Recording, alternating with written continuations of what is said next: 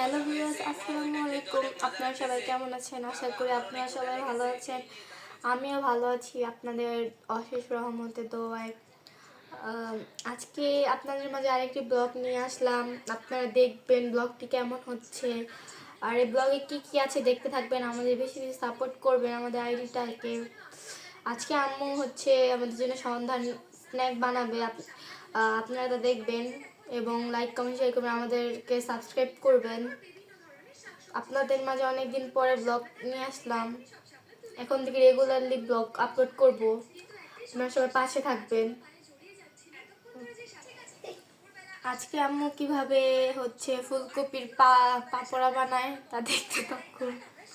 আম্মু অনেক মজার বানায়।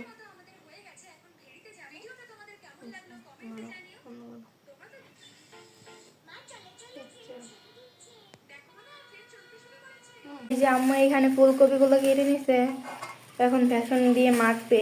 দেখতে থাকবেন ব্লগটা, কি কি আছে ব্লগটির মাঝে মধ্যে।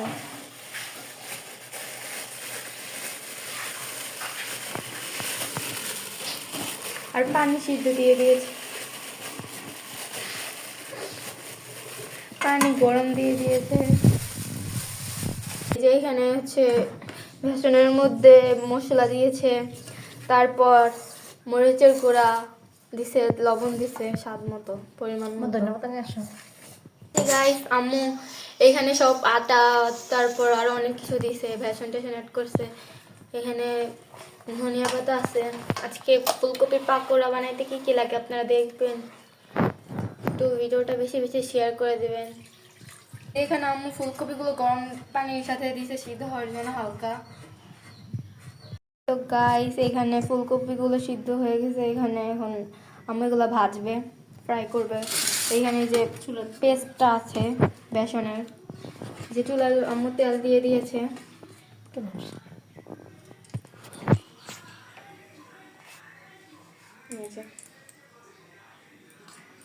আম্মু এখন দিয়ে দিবে একটা একটা করে।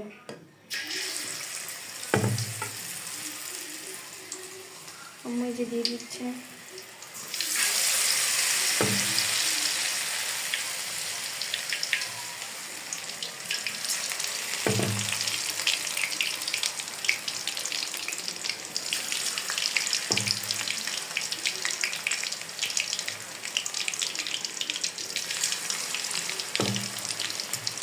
আমি কতগুলো দিয়ে দিতেছি, এগুলো আস্তে আস্তে ফ্রাই হবে।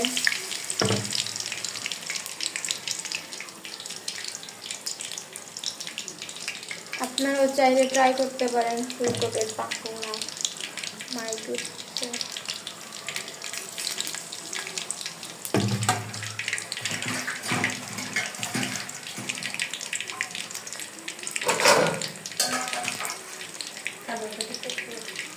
এই তো গাছ, এইখানে পকোড়াগুলো ভাজা হয়ে গেছে। যে আমরা এখন উঠাই নিবা, উঠাই নিতেছে আস্তে আস্তে করে উঠাই নিতেছে। আমরা এখন বনে এগুলা দিয়ে দিতেছে, আবার উঠাই দিতেছে।